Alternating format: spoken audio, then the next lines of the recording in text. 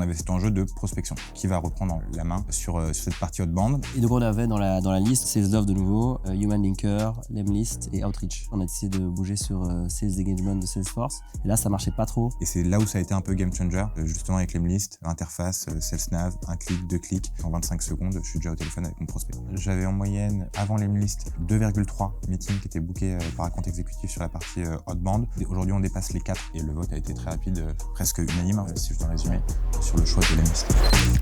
Tu veux que je commence moi? Ouais. Ok. Voilà, faut que j'arrête de rigoler. Non, ça donne bonne mine. Ouais. Ah, ok. Bonjour, moi c'est Sébastien. Je dirige l'équipe RevOps chez Spendesk. C'est une équipe d'une dizaine de personnes qui se focalise sur le support des équipes commerciales dans tout ce qui est tool, data et process. Bonjour, moi c'est Geoffroy. J'ai en charge chez Spendesk la direction commerciale des équipes d'account exécutive en France. Aujourd'hui, on a aussi des équipes qui sont au UK, en Allemagne avec une dizaine de personnes et derrière en Espagne qu'on a ouvert très récemment avec aujourd'hui à peu près 5-6 account exécutives qui ont eux la charge de la prospection et du closing de notre sales cycle. L'avant Lemlist, il était sur 2 axes, à la fois au niveau de l'organisation et à la fois au niveau des tools. Avant d'avoir un modèle d'account exécutif qu'on appelle un peu full cycle, qui font la prospection et le closing, on avait des équipes de BDR, SDR qui étaient eux en charge de la prospection et des account exécutifs qui étaient vraiment en charge sur la fin du cycle de vente, donc vraiment après les meetings de discovery. On a décidé de changer de modèle et d'aller sur un modèle vraiment d'account exécutif full stack qui va reprendre la main sur cette partie outbound. Et du coup, au niveau de tooling, quels sont les tools qu'on doit mettre en place pour les account exécutifs, pour les aider, qu'ils aient envie de faire de la prospection et à la fois que justement que cette prospection-là ait des résultats assez très rapidement, donc des meetings qui soient générés via cette prospection. Après, quand on est passé à un modèle full stack AE, on a décidé de bouger sur Sales Engagement de Salesforce. Et là, ça marchait pas trop. C'était, point de vue UX, pas très bon, très rigide, difficile de créer ses cadences. On avait été quand même assez limité et dépendant sur pas mal de choses. Il y avait des parties de tracking qui fonctionnaient pas très bien. On était limité justement sur l'usage de LinkedIn qui était pas super sur Salesloft. Et donc c'est là où on a décidé de se diriger vers un tool dédié qui est vraiment plus facile pour nos AE afin de faire de la meilleure prospection. On a refait un benchmark à ce moment-là pour justement savoir quels tools on voulait mettre en place. Dans la liste, on avait Sales Love de nouveau, Human Linker, Lemlist et Outreach. Et là, le critère pour nous, si on devait en retenir un, c'était l'adoption des accounts exécutifs. On voulait à tout prix que le tools qui allait être choisi, ça allait pas être une approche un peu top-down. Et du coup, en fait, ce qu'on a fait, c'est qu'on a mis un maximum en fait d'accounts exécutifs dans les différents rendez-vous de benchmark avec les différents outils. Et au moment du vote, donc c'est les accounts exécutifs qui ont testé sur des phases de test les différents outils. Et le vote a été très rapide, presque unanime, si je dois résumer, sur le choix de Lemlist. Moi, en Ops, ça m'arrange parce que du coup, ils peuvent plus se plaindre. S'ils me plaignent de Lemlist, je dis les gars, vous l'avez choisi. Parce que si c'est Ops qui a choisi, c'est facile de dire ah, c'est Ops, parce que je vous connais, vous. Hein.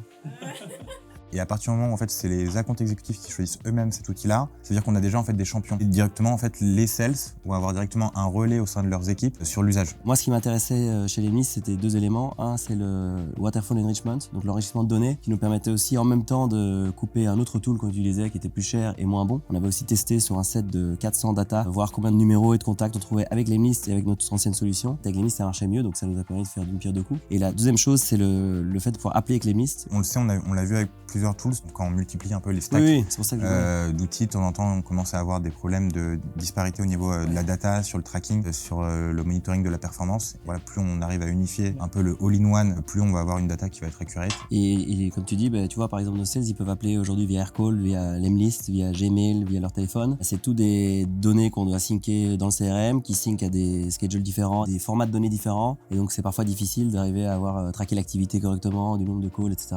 des AE si on a plein de sources de données différentes. Et là, ce qu'on voit avec Lemlist, déjà c'est un réflexe le matin. Tu ouvres ton laptop, généralement tu as 4 choses qui sont ouvertes, c'est ton calendrier, ton Gmail, ton Lemlist et ton Salesforce. Et ce qui fait plaisir à voir, c'est que voilà, la plupart du temps, le temps il est passé sur Lemlist, donc à faire du contacting, à être face aux clients. Ce qui s'est passé au début, c'est qu'on a testé Lemlist sur une petite échelle, qui n'était pas d'ailleurs côté account exécutif, mais qui était directement côté RevOps ou Ruben.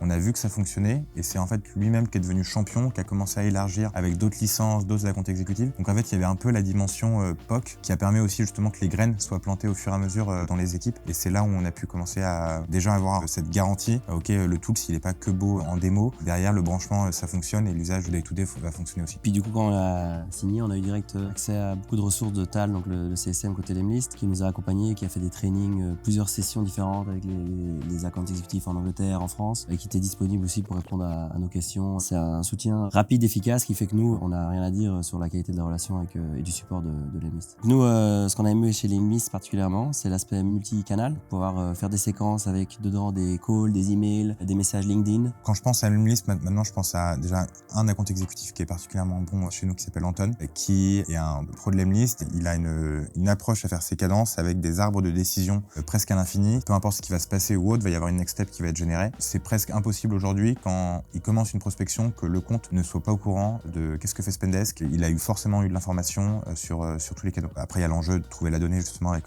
la partie enrichissement. Mais c'est, ok, je suis sur SalesNav, je sais que j'ai un bon fit avec ce type d'industrie, avec ce type de persona. Ils vont chercher leur compte, leur persona directement sur SalesNav, directement via Lemlist. En un clic, on va aller chercher justement les informations de contact. Ils vont pouvoir les ajouter en cadence. Et c'est là où ça a été un peu game changer, justement avec Lemlist. Interface, SalesNav, un clic, deux clics. J'ai le numéro de téléphone, je suis mis en cadence. En 25 secondes, je suis déjà au téléphone avec mon prospect. Là, je crois qu'il y a 100% des cadences qui sont des mails outbound qui sont en cadence. J'avais en moyenne, avant Lemlist, 2,3 meetings qui étaient bookés par account exécutif sur la partie outbound. Aujourd'hui, on dépasse les 4. En termes d'impact, de résultats, en termes d'enrichissement de données, je crois qu'on est à plus de 30 ou 40% de numéros et emails trouvés par rapport à la situation qu'on avait avant. Et le fait qu'on puisse aussi directement acheter d'autres domaines, c'est hyper facile dans Lemlist. On achète plusieurs alternatives dans notre domaine pour pas brûler notre domaine principal quand on fait des grosses campagnes d'outbound. C'est aussi très intéressant. Avant Lemlist, chez Spendesk, il n'y avait pas beaucoup d'efforts qui étaient mis sur faire attention qu'on brûle pas le domaine, que la délivrabilité du mail soit bon. Maintenant, avec Lemlist, c'est totalement différent. On sait que c'est un KPI qu'on track. Je crois qu'on est à 96% de délivrabilité pour l'instant. Il faut le traquer par personne, par boîte mail. On rajoute des noms de domaines alternatifs pour des campagnes de mass emailing. Donc ça nous aide vraiment à s'assurer qu'on protège notre domaine et que ça évite qu'on brûle les domaines et que ça arrive dans les spams. Si je devais donner un conseil aux personnes qui hésitent à se lancer avec Lemlist, il serait double. Le premier, c'est de faire en sorte que ça soit un élan qui vienne de la part des sales, donc de faire en sorte de les mettre dans la loupe le plus rapidement possible pour qu'eux-mêmes deviennent champions et propagent l'adoption auprès des autres utilisateurs. La deuxième chose serait de tester petit. Lemlist permet justement de tester à petite échelle, ça fonctionne, on fait grossir. Nous, les next steps avec Lemlist, c'est utiliser la plateforme avec d'autres fonctionnalités, donc Signal, WhatsApp, pour vraiment essayer de centraliser toute notre activité d'outbound dans un seul tool, avoir ce cockpit vraiment central, que les accounts exécutifs puissent gérer toute leur prospection de Lemlist directement. Bam. Merci. Mic drop.